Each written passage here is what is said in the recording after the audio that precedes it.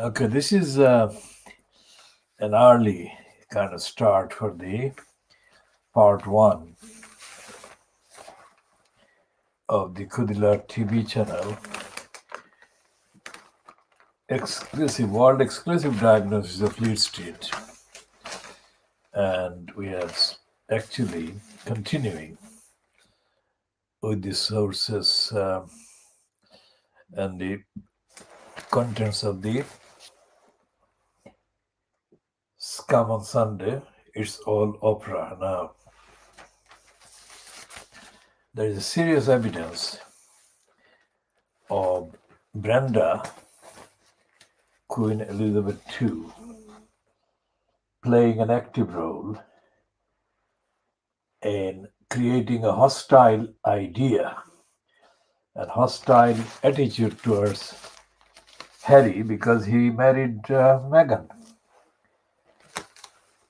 Now, the picture they have got there in the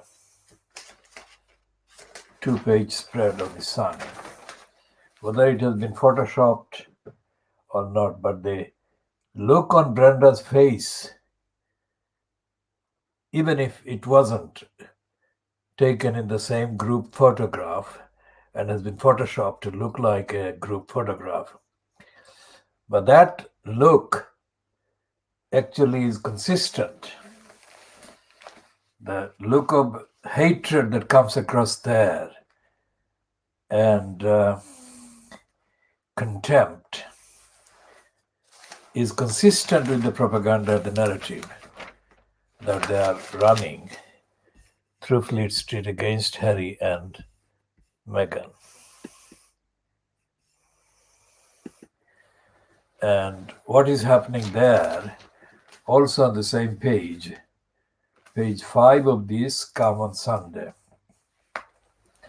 They've got an item headed "Couple a Turnoff reveals our poll." Now, the royal family, so-called, is not a democratic institution. It's an anti-democratic institution. So therefore, if they're using public opinion polls about members of the family, then they are contradicting their own kind of line and their own kind of assertion. They're saying that 55% of the people say they will not watch Oprah interview, and 43% say do not want Harry and Meghan back in royals. So there's almost 90% of the people polled are appalled at what they say Harry's behavior. And they got 2 pages, 3, 4. So there are 2 more pages against Harry and Meghan. They're calling it Megxit, in turmoil, but royals stay strong. And there is all this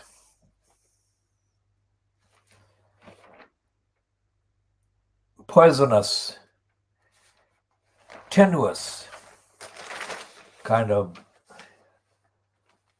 lines against Harry and Meghan. And this is important because only last week the news, although it wasn't given any prominence by Fleet Street, but the news generally got out that Brenda has been secretly interfering in the legislation,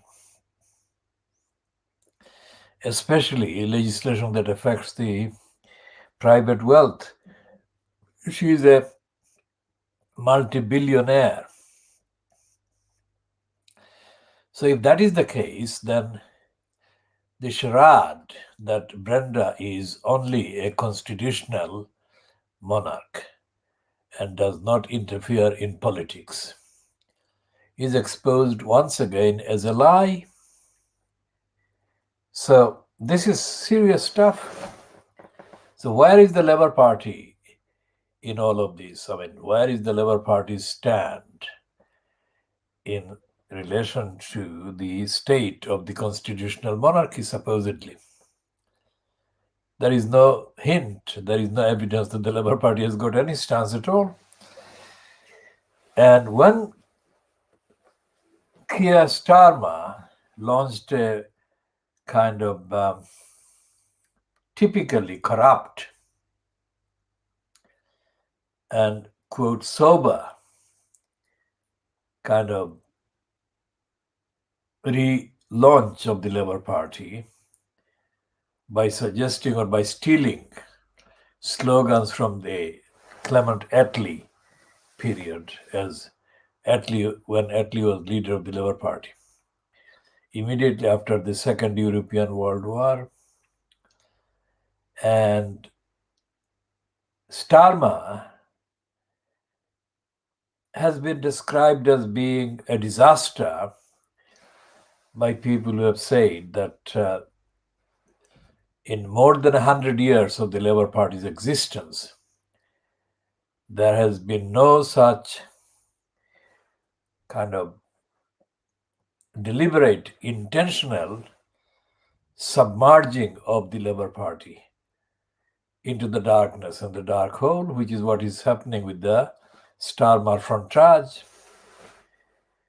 At this time, this is Monday, 22nd of February 2021.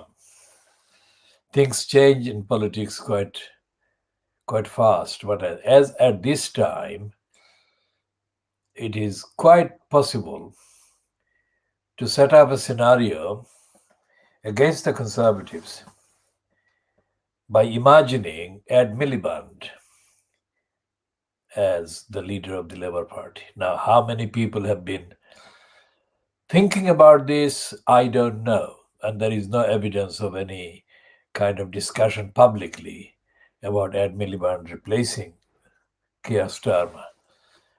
But by all accounts, by all comparison, by all kind of criteria of public engagement on behalf of the Labour Party, Keir Starmer would score, in fact,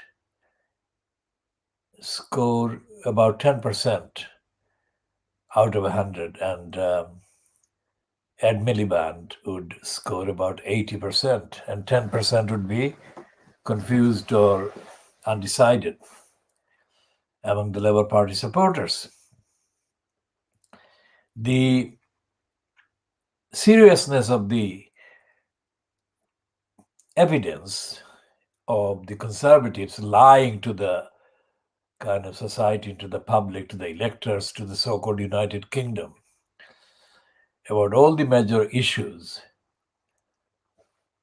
is not a conjecture. It is there on the record, including the unconstitutional behavior by Brenda in protecting her private wealth and interfering in the particular direction of the legislation of the UK.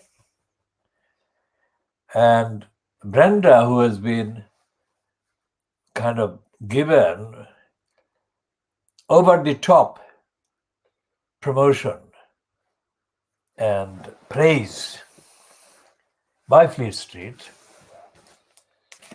throughout her tenure in place as the Queen or as the monarch, has actually been interfering in politics far more often than any of the Fleet Street or the public commentators have admitted.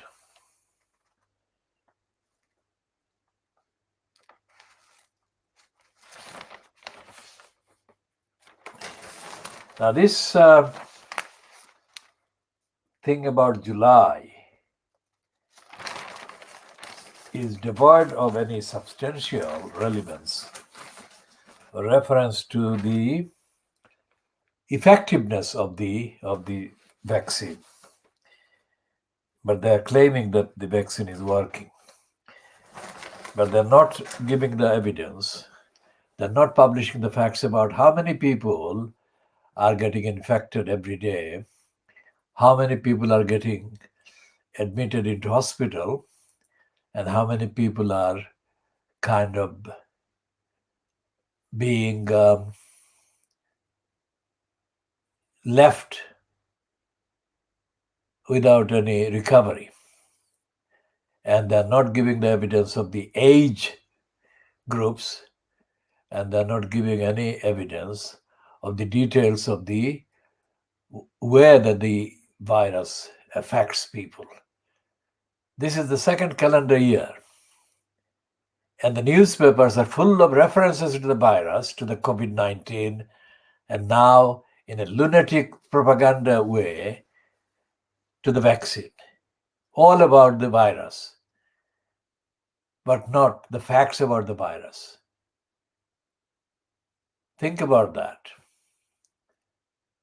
99% of the contents of the Fleet Street papers and the mainstream is about the virus, but not about the virus as it affects people, as it affects the various regions, various kinds, groups, social groups, ethnic groups, whatever. And they're not telling the public the facts, let alone the truth, about the attitude of the so-called health workers when it comes to administering the so-called health service to people of various backgrounds, various ethnicities. And this is important. Instead of telling the facts about the lack of accountability, lack of actual honesty and integrity, which is absolutely critical to the administration of serious health kind of care decisions. There is no evidence, there is no platform, there is nothing that says what is contributing to the disproportionately higher numbers of people from the African and Asian backgrounds suffering the infection and suffering loss of service, loss of health service. So, this is something that contextually can be exposed by looking at the row, so-called row between the Muslim Council of Britain and the first female kind of Secretary General or leader being interviewed by the racist Emma Barnett on BBC's Radio 4.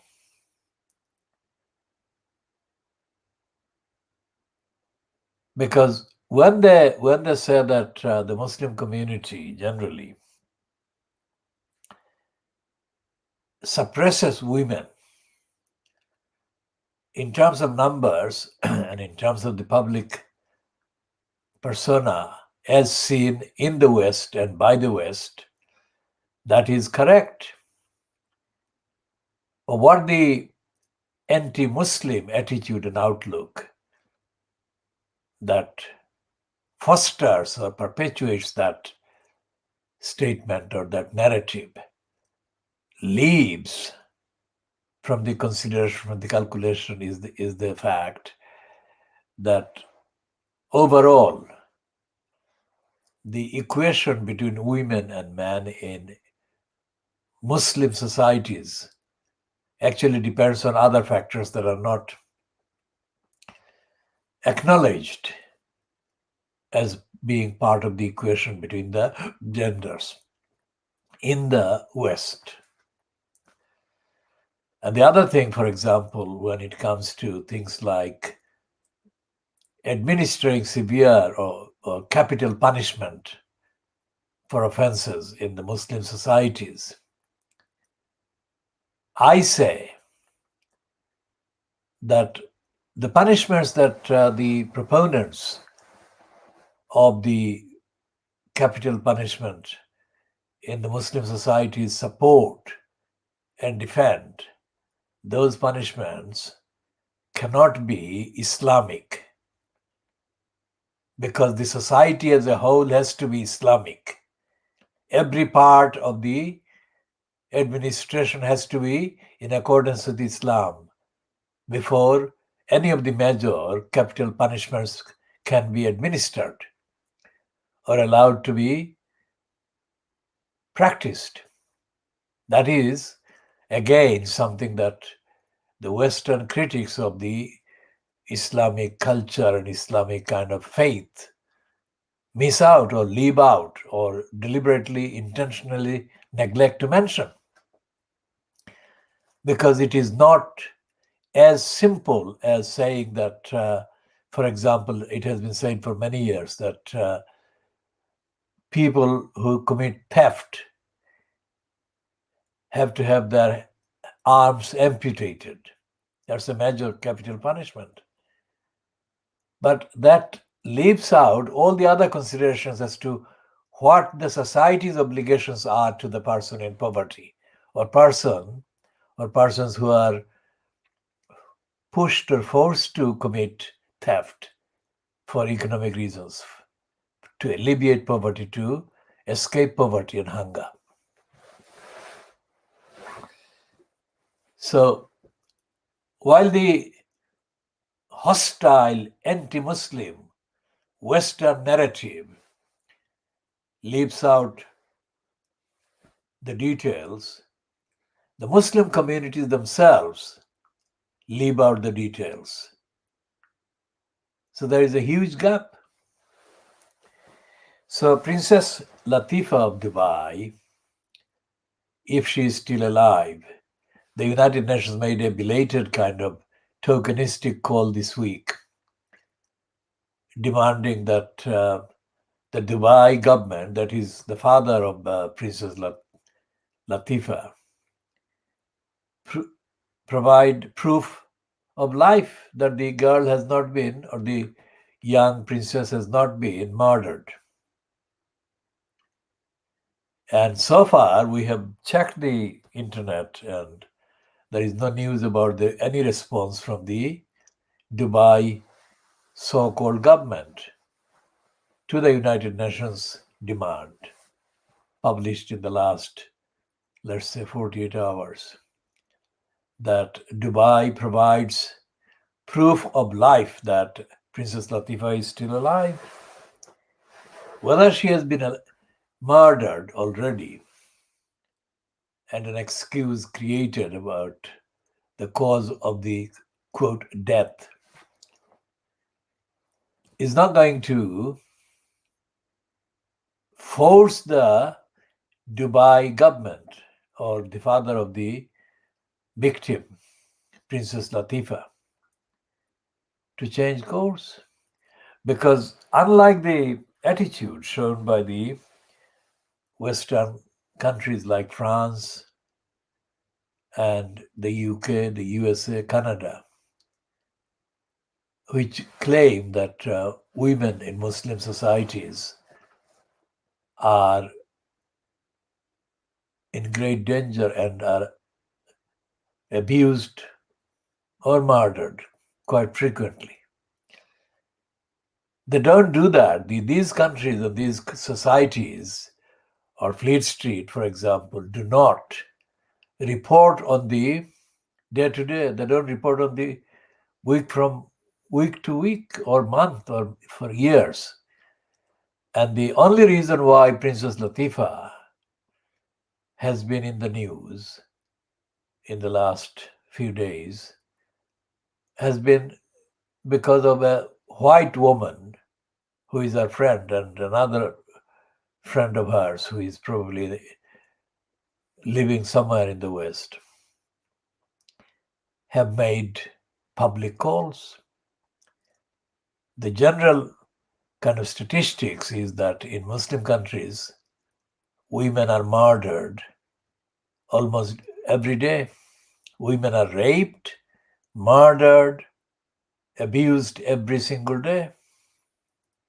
And there is no platform anywhere that actually monitors this, let alone publishes the evidence and the data of what is going on. And so we have women, Muslim women, being murdered, raped in Muslim societies. And there is no outcry, generally. There is no regular daily outcry for an end to all of this anywhere. What there is very timid and very restricted and very restrained, and no political party anywhere in any Muslim country is actually committed to daily campaigning for women's lives, women's security, women's safety, and women's dignity and freedom, basic freedom.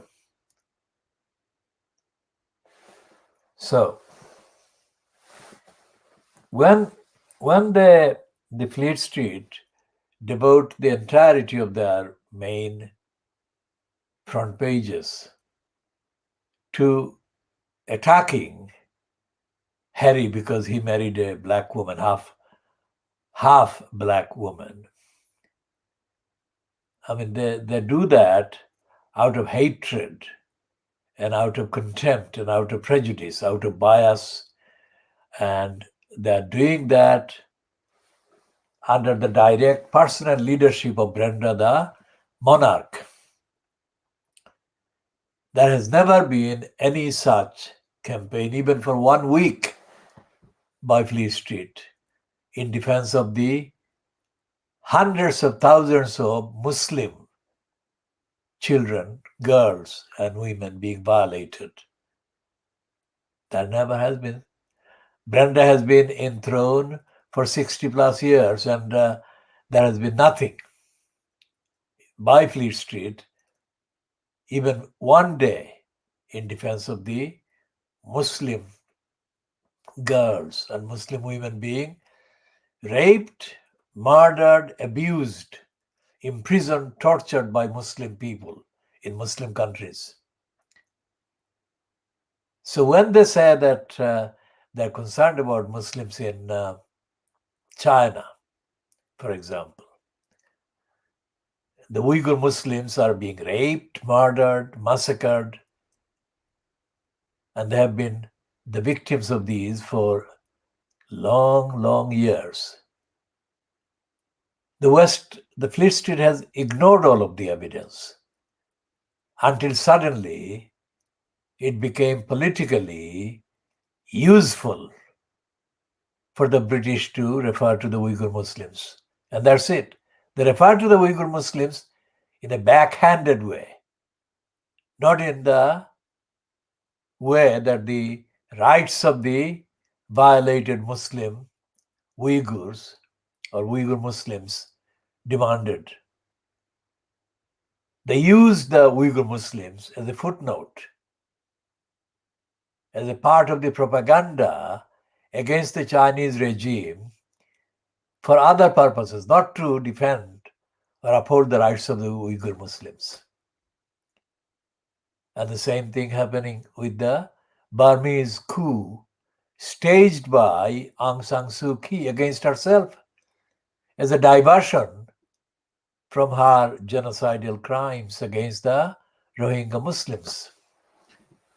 And again, Fleet Street and Western media are playing the role of propagandists for the deniers of rights to the Muslims of Rohingya, the Rohingya Muslims. And they are intentionally, knowingly, deliberately painting Aung San Suu Kyi, the leader of the genocide of 2017, as the victim of the coup, which is completely farcical, which is completely wrong and nothing to do with any reality. It was staged to deflect attention of the world from Aung San Suu Kyi and the Burmese regime's responsibilities for crimes against humanity against the Rohingya Muslims. We shall be talking more in the next edition.